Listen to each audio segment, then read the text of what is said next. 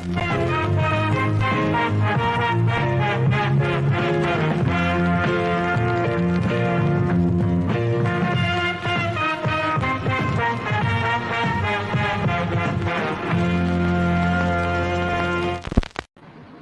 everybody, welcome back to the Phoenix Rising World Goth Day event here at Coffin Comics. How you guys doing today? Hope everyone's enjoying their Saturday. Hope everyone's relaxing with the family and checking out some of the fun stuff we've got for you this weekend. I have the pleasure of interviewing the one, the only, Mr. Harrigan. Yeah. Mr. Harrigan, welcome. How are you today, man? Good. How are you guys doing?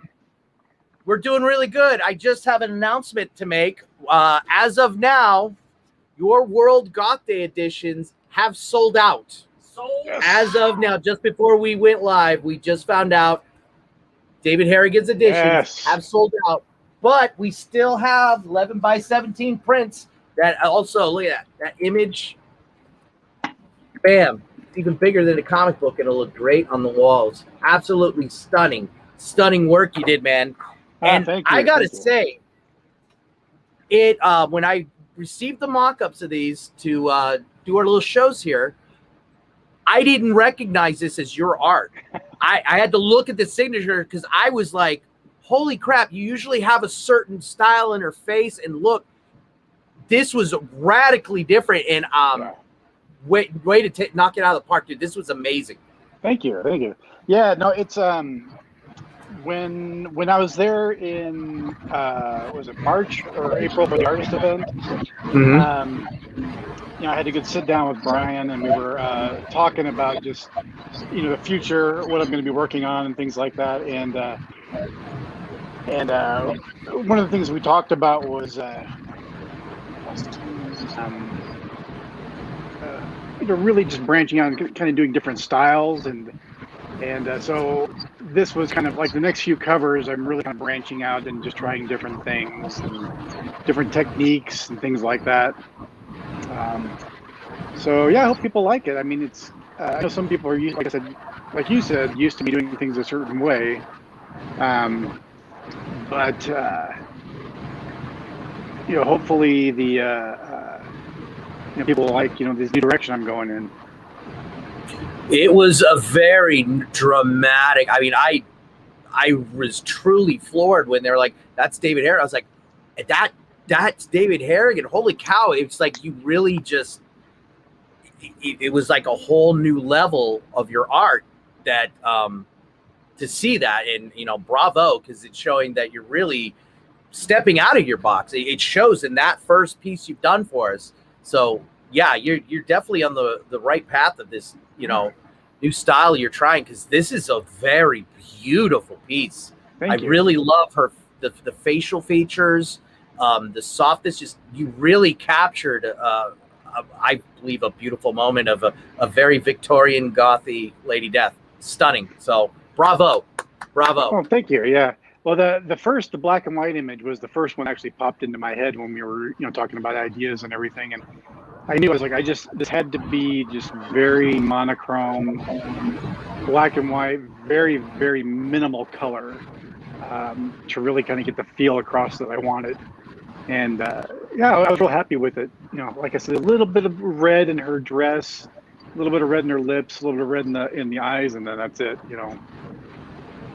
Well, I gotta say, was it hard for you to all of a sudden you're used to doing a certain style? And as you said, you were discussing with Brian on what to do next with the future covers. Is it intimidating to get something like hey, go ahead and take it to a new level that you're normally not used to doing?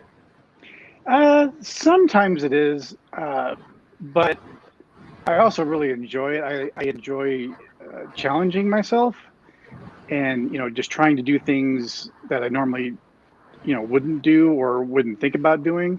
A lot of the times when I'm doing artwork, I really kind of sometimes let the art dictate where it wants to go.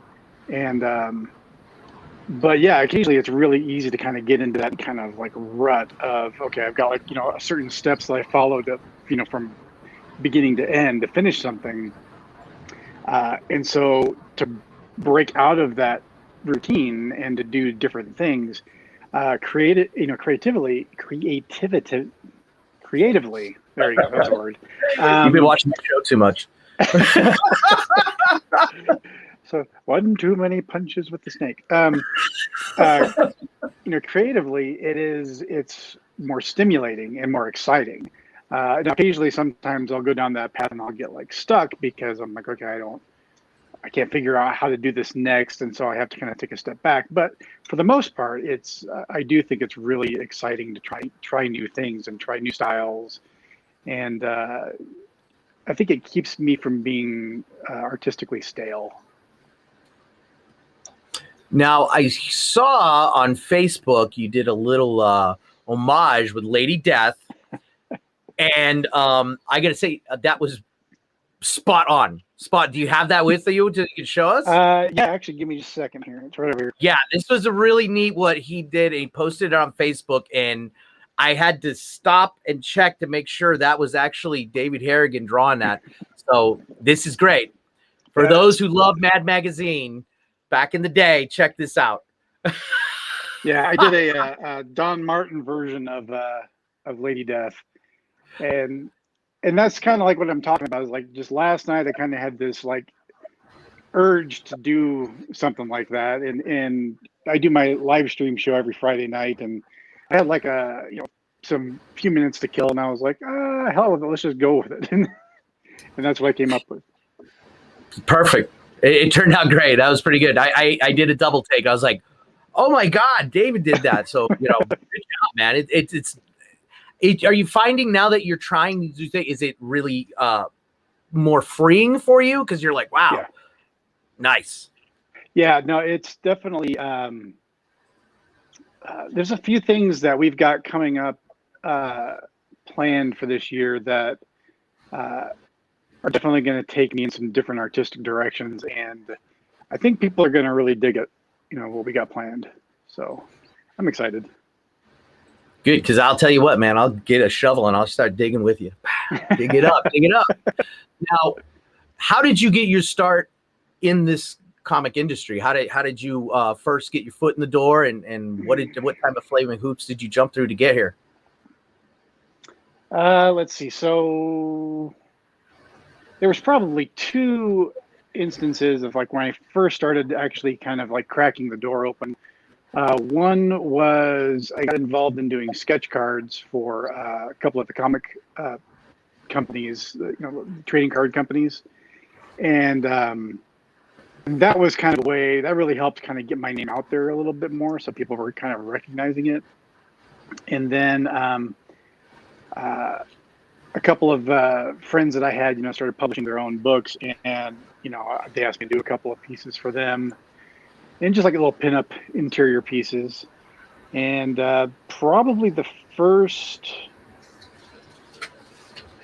I got asked to do a cover for Zenoscope for a convention exclusive. And then after that, it was all Brian Pulido from there. And there was a convention here, Albuquerque Comic Con, and I think it was might have been their first or second show, because I think we're coming up on the 10-year anniversary of when I did my first Lady Death cover. But the organizer, Jim Burleson, wanted me to do a cover for the show, and so he contacted Brian, and so I started working with Brian on a couple of covers for the show. One of them is the infamous Black Cat Lady Death cosplay cover, and yeah, ever since then it was just kind of I was working with Brian, and the rest is history. That was about 10 years or so ago. Wow! So you've been with us a while. So it's been 10 years. What's your favorite Brian Pulido story you have for us? Oh, jeez. Brian what's so amazing about him is that he's one of those people that owns the room. It's like, I don't know, you don't know what's in his head. Like, 9 times out of 10, he's poker faced. But, he could be nervous. You would never tell, but he goes into like a room, does a panel, goes on to do like a live stream or something, and he is just like, he's a rock star. I mean, he's like, Bruce Dickinson or Rob Halford. I mean, he's up there and he's on, and it's just absolutely amazing to watch sometimes. Like, I think I did a couple of panels with him sometimes, and early on, and I'm just sitting there just watching him, like, wow, this is amazing, man. If he's nervous at all, you just cannot tell. But interesting stories about Brian. Yeah, I mean, he's just the dude is. He's probably one of the smartest dudes in comics. I mean, quite Yeah. honestly. One thing that blew me away one time is, I think we were talking about, this was years ago, and we were talking about Lady Death, and he was just getting Lady Death back, and he was going to be launching the new series of comics, and he was saying that he had everything like already planned out, like years, issues far out. They were already planned. They were already in the bag. They were already done. And I was like, wow, that is just amazing that you already had this plan that you were going to get her back. You've got all these stories already, not only just planned, but written and drawn, and they were all ready to go. It's just, I don't know. It's just amazing. Like I said, the dude has he's got a mind like a steel trap, and it's just, yeah, he's an amazing guy to work for. Yeah, no, I've known him for 27 years, and when I got an opportunity, I always promised myself I would work for Brian. So it took me 25 years, but I got here. So yeah, it's a lot of fun to work with Brian. He really definitely tries to push you beyond your comfort zone to be a better person and a better artist or talent, if you will. I think it's because of his beginnings in the film industry. I think that's why he has that certain presence about him. So I totally agree with you on that. Yeah, that's very true. I mean, there were times, definitely very early on when I was working for him, where it kind of blew me away. It cracked me up too, because like I did this cover for him. I don't remember which one it was, and I drew it out, and I'm like, okay, this is it. This is awesome, like that. And I showed it to him, and he's like, okay, it's good. He's like, do it again. And I was just like, well, I just did it. It's here. It's finished.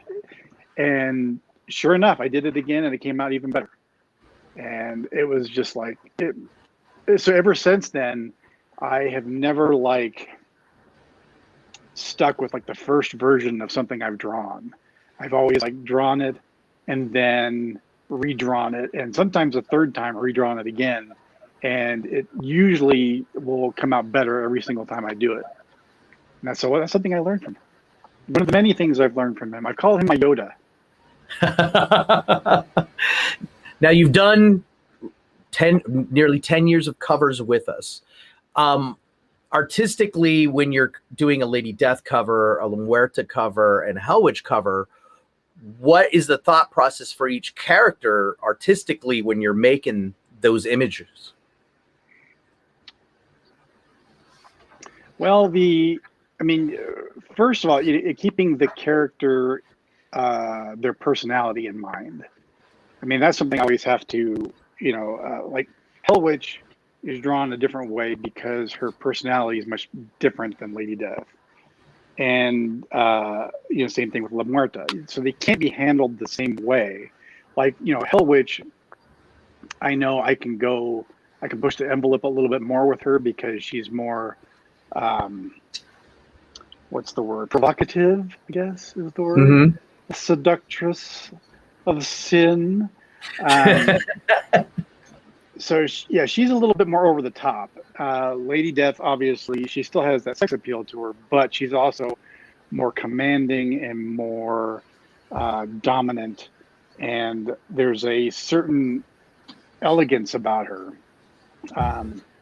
So that's something I have to keep in mind is, okay, this is the character I'm drawing right now. I have to approach her in a certain way. So So yes, like if I'm drawing Hell Witch, I know I can just make her just a little bit more, push the envelope a little bit more with her than with Lady Death. And then, yeah, I think that's, hopefully I didn't derail that question. Oh, that's quite all right. All right. Who is your comedy influences? Comedy influence? Yes. Oh, shit. Okay, I like absurd comedy. I like ridiculous comedy. Um, so like, movies like Airplane, Naked Oh, I love Gun, Airplane. Monty Python, those kinds of things. The weirder and more kind of like off kilter is what I really, really enjoy. I love bad jokes. I love puns, dad jokes. I mean, anybody who follows me on my page knows I post a bunch of crappy jokes all the time, and I love it. No, I do the same thing here. We try to do it as often, Jimmy and I, just so we can upset Brandy. It's nice to do a bunch of dad jokes and try to be punny, just to Yep. see her freak out. So yeah, we do that a lot around here. I actually Good, she took good. away Dad Joke Friday. So Oh man, I know it was like a that's routine, and all of a sudden they stopped, and I think she was tired of just rolling her eyes and telling me to get out. So that's not cool, Brandy. Come on, Brandy. Come on, Brandy. What's wrong with you, I Brandy? know. She can be a hard one to deal with sometimes. Justice for Jeff. Okay, Yeah. real quick. Oh, careful, careful. What kind of advice do you have to anyone who's a new artist trying to break into the industry, and tips do you have for them, since you yourself know what it's like to start there and just work your way up? What do you recommend those folks do? Well, one thing for sure is that the comic market now is in such a great area for new and upcoming artists because you can do it yourself.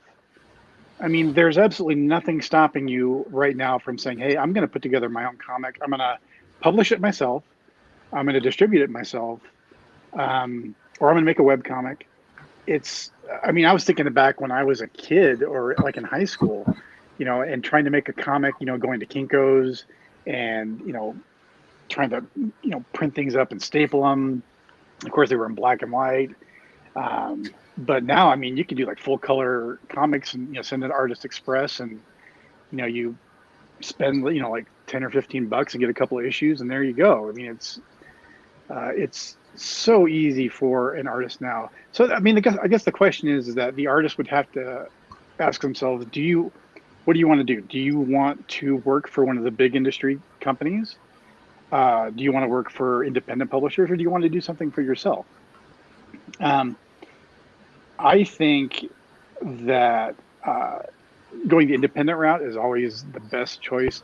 Working for the big publishers, the big two, I haven't done it myself, so I'm just hearing from inside stories is that it can be kind of a life drain sometimes. And, doing stuff for independent publishers can be more rewarding. I found that to be much more my speed, doing stuff for Brian and for like some stuff for Dan Mendoza, Zombie Tramp, stuff for Naughty Fairy Stripper Assassins, things like that. I find it to be much more rewarding. A couple of bits of advice. One is don't be a dick. I mean, that's like number one. Because as big as a comic community is, it's also very small. And people talk and word gets around. And so be really just humble and nice to everybody in the industry. Don't be, don't be one of these artists that walks around with a chip on your shoulder. If you get advice or feedback or critiques from like a company or something, don't take it personally. Just, realize that it's, they're trying to help you. They're trying to give you feedback and stuff that you can use to make yourself better. And yeah, get yourself out there. I mean, go to conventions, go talk to publishers, go talk to artists, go talk to writers. There's conventions everywhere. Well, not the last year there hasn't, but soon there will be more conventions everywhere. And you can go talk to people and show them your comic, show them your portfolio. And you know, a lot of times that's what, you know, some small publishers, independent publishers, they'll see, you know, people bringing their portfolios and like, okay, I can work with that. You know, that's somebody who I can do stuff with. And don't get discouraged. I mean, it can be really easy to get down on yourself and tear yourself down if, you know, you don't get that, you know, that big break, or you don't get a gig or something. I mean, you just have to keep working at it and keep working at it and just keep working at it, and always have a positive attitude. I think that's okay, so don't be a dick. Always have a positive attitude. Bring food to conventions and give them to your artists that you like. They always like that. Hey everybody, we are here with David Harrigan. If you didn't hear us earlier, all we have left of his art for this weekend's Phoenix Rising World Goth Day is the 11x17 prints. His comic editions just recently sold out just before we went live with you. Jimmy pulled it up to see how many was left and found out, oh, they both sold out.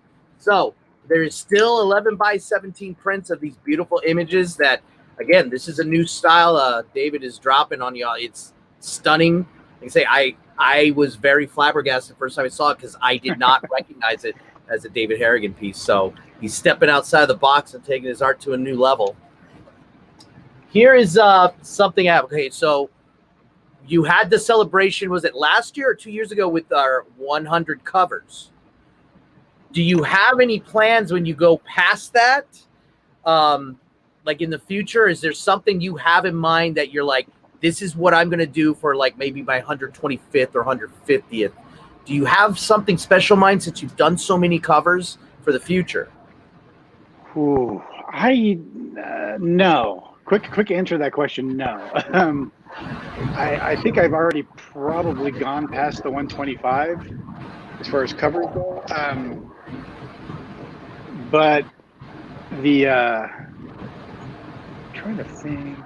I think once it comes to that point, I'll think of an idea. Like this was the 100th cover here, and so I tried to incorporate some little symbolic imagery in it. You know, you've got the different skulls with the numbers, and she's holding the 100th. And I mean, I think maybe next time if I did something like a cover like that, I might take like an older cover that I did, like one of my first ones, and redo it. Oh. Yeah, that might be the way to go. Like maybe one of the Black Cat cosplay, or so I have a bunch of guys. I don't know if you can see them here. I'm gonna try and turn this, but it's too tight.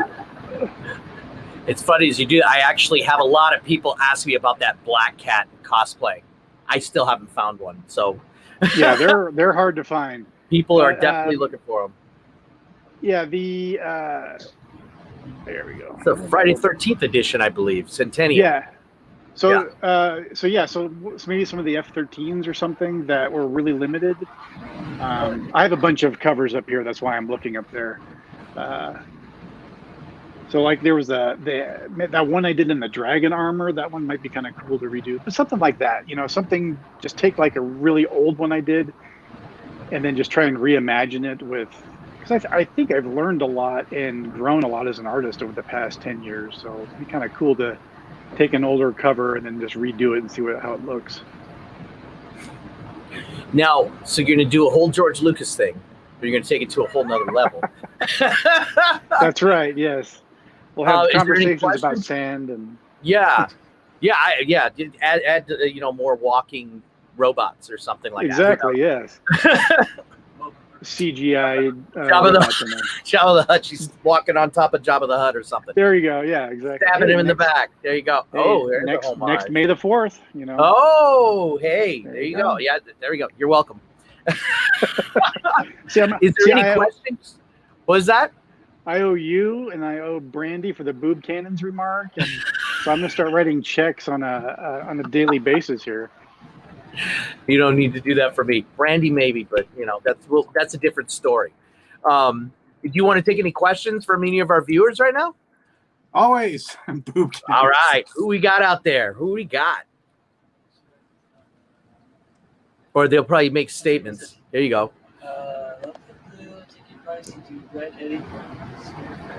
Oh yeah, there's a go ahead and go for the red. Go for red. Go for red. I like the electric blue. I think you should keep it. It's electrifying. Oh yes, it's electrifying. I like the blue. Keep it blue. Oh yeah, it does look like you do have a Slurpee attached to your chin though. Yeah, it's like people keep telling me how many Smurfs did I kill to get this. Drink the blood of the Smurfs to dye my beard. There you go. See, I can't redo over a redo. That would be cool. Improving on approving. There you go. That is a good one. Could be fun. I'd love to see more of the Sworn cover done. That is a very popular image. That was a good one. So what's funny is that every once in a while, so most of the times whenever we do covers, either, Brian has a specific idea. He's like, hey, we have this event coming up. This is what we want to do. But every once in a while, I'll get an idea in my head. And I'm like, okay, I have this image and I have to do it. And that was one of them. And the idea originally was I was like, I had this idea for a t-shirt. And so I just drew it out and I sent it to Brian. I was like, okay, this is this idea that I had. And so, yeah, they turned it into the cover for the Sworn Fest. And then, of course, I did those T-shirts for you guys for the holidays. Yes, and thank you. Oh, you are welcome. There's another, I can say there's another design that I did similar to that. And I don't know what his plans are for it yet. But it was another one. I was like, I just have this idea. I have to do it. And I just sent it to him. I'm like, you can do it whatever you want with it. I just have to get it off my creative plate because it's eating me alive if I don't draw it. So that's cool. That's cool because I remember it was Fiend Fest 2 years ago when we used that as an image, and man, I could not. I mean, I was slammed at that booth, and it was just like, boom, they were gone. And then the few editions I find here and there, it's just like a frenzy. I get a lot of people messaging, "Is there more?" It's like, when I find them, sure, there's more.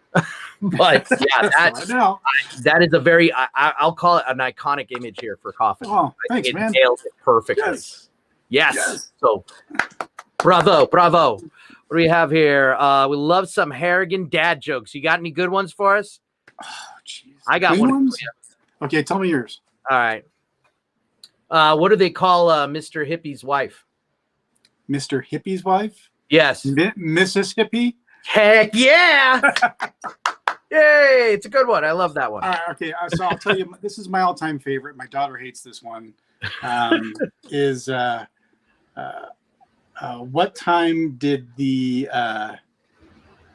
guy set his scheduled his dentist appointment for? What time? 2:30. See, I love this kind of stuff. Brandy freaks out when we do it. Oh yeah, see, and then there's did you hear about the movie about constipation? No. It's because it hasn't come out yet. See, how can you not like this kind of humor? I already hear there's probably people watching this at home like, oh, and I'm like, keep them coming.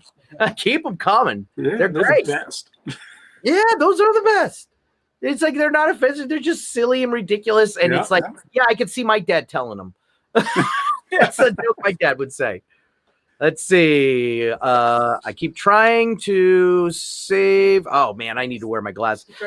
Sworn Fest, but if David Harrigan keeps releasing stuff like this, wow. Yeah, you're gonna have to tone it down, buddy. You're making it to killing Sworn Fest. Go to Sworn Fest. He's gonna be there. Just think, him signing those beautiful books, him signing those prints. Gotta be there. Are you looking forward to Sworn Fest? Oh yeah. Yeah, I can't wait.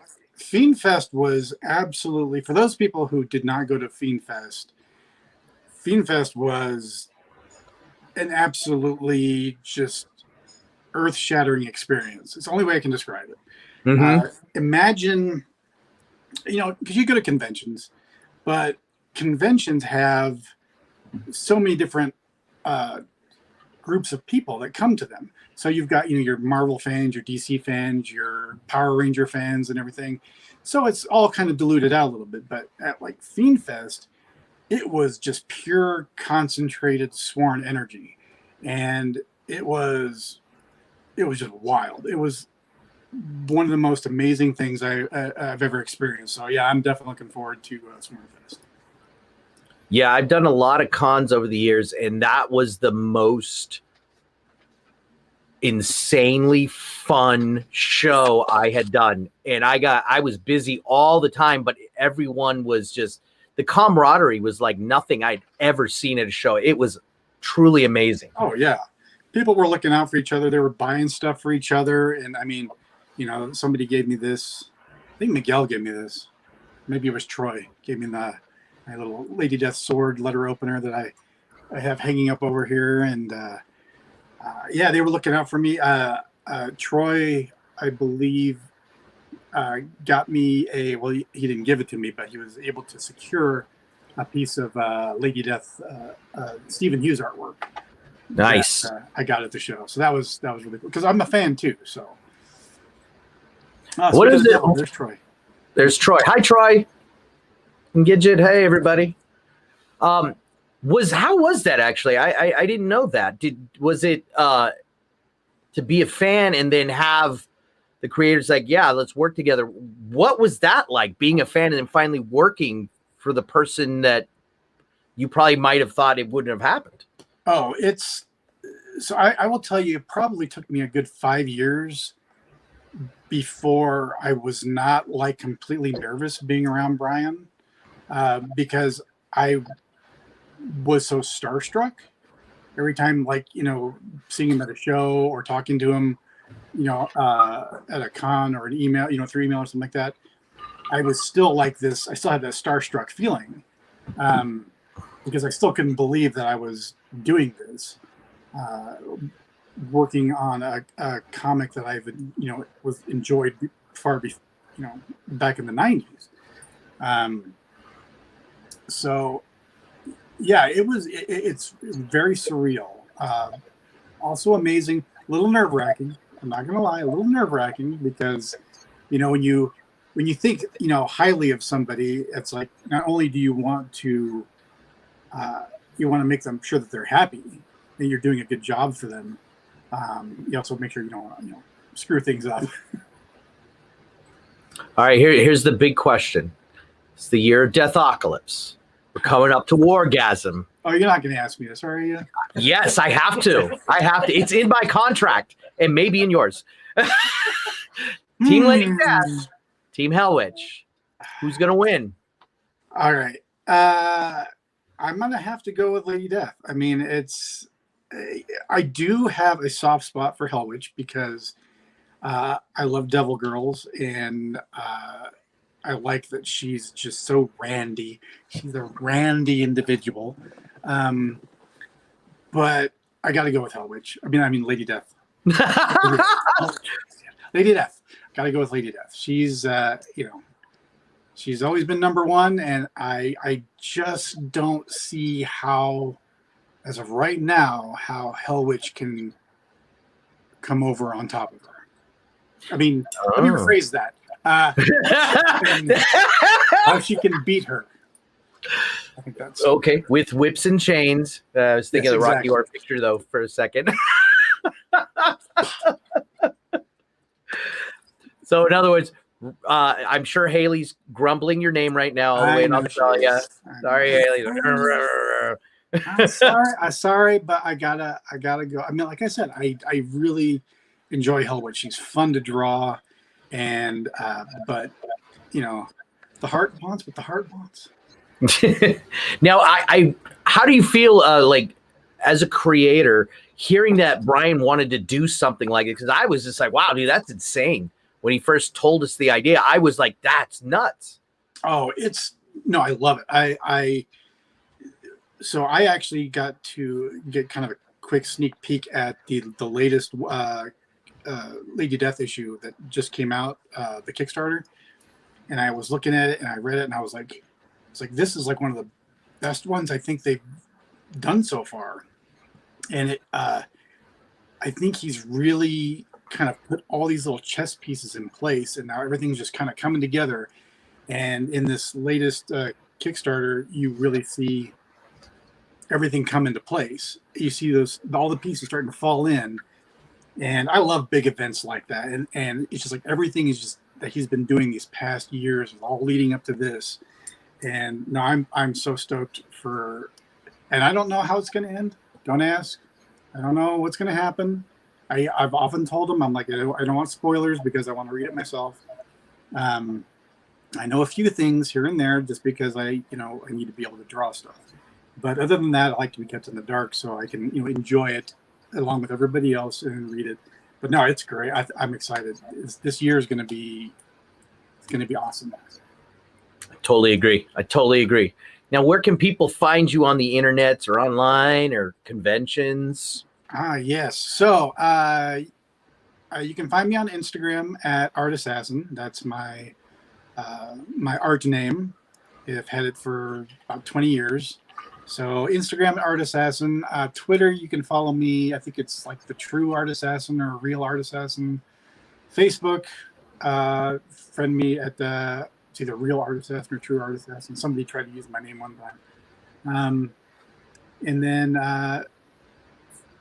David Harrigan on Facebook. You can follow me there. I do a live stream show almost every Friday night on my page. That's where I drew that Lady Death Don Martin piece. And it's just basically I'll do some live drawing. Sometimes I'll offer stuff up for sale. Sometimes we'll do little mini auctions. It's just kind of random, but just kind of a chance for me to hang out with people. And then conventions coming up. I'm going to be doing Albuquerque Comic Con in June, at the end of June. And then I'm going to do a shout out to Scare Fair. They invited me to come out in October to San Bernardino, California. I'm going to do that one. Dan Mendoza is going to be there also, and I think Ebas is going to be there. And then there's a convention in Yuma, Arizona called YumaCon that reached out to me about doing something for them. So still waiting for the final details on that one. So that's 2021. And then 2022, so far, we're just starting off with Swarmfest. And then who knows? That's going to be the show to end all shows. Oh, yeah. I can't wait. I understand we had to push it back a year, so I think this year it's just going to be the craziest show anyone. It's going to blow away San Diego and New York because it's the true fans that want to be there. And I got to ask you, what was your response when you see the community with the Fiends and the Sworn? Because I always knew there was fans here, but it's on a level I have not seen in the comic industry. No, it's like nothing I've seen before. Yeah, no, it is the biggest family of comic people. Yeah, just for like an example, I can remember, I think it was like the first day of Fiend Fest, and I had somebody come up and they were like, "Would you charge for signatures?" And I was like, "No, I charge for signatures." And he pulled out like everything I had ever done. And I mean, it was like this stack of comics, and I was like, "Holy crap!" And so I was like, "Yeah, let's do this, man! I'm signing these things." And that wasn't a rarity. I mean, it happened like several times throughout the show. It was, I mean, yeah, it's the Fiends are probably one of the most awesome fan groups I think I've ever run across. I don't think, they don't talk bad about each other. They look out for each other. They support each other. I mean, really, it is like this. It's a family. It's what it is. Yeah. No, I totally agree with you. I've seen this. When one's down, the others come there around to help them out and to pick them up. If there's ever one in need, I mean, everyone's rallied around each other just based on these characters, and it's amazing to watch. And I'm glad we can all be a part of it. And that's gonna do it for us here. Hopefully we will see you again soon. Again, this is David Harrigan. His book's sold out, but the prints are still available. So get them. 11x17s, 2 each. David, thank you so much for spending Saturday and sharing some dad jokes and some fun camaraderie stories. Oh, anytime, man. Anytime. I love talking to you guys. And it's a shame that we are so far away, but we're not that far. Yeah, we'll be back together soon. I'm Julian the Hooligan with David Harrigan. We're both sworn to you, and you guys, we'll see you back here in 30 minutes. Bye. Swarmfest, Swarmfest, Swarmfest. Swarmfest, the global gathering for Coffin Comics fiends and the Swarm, featuring exclusive parties, artists, signings, commissions, panels, beer, food, coffee, alcohol, tours of HQ V2, trading posts, CGC, friendship, community, camaraderie, shenanigans, insanity, and more. Plan ahead. Be there. Tickets and details on sale now at coffincomics.net/Swarmfest. Presented by Coffin Comics. Swarmfest. February 25th through 27th, 2022, Mesa, Arizona, USA. Swarm.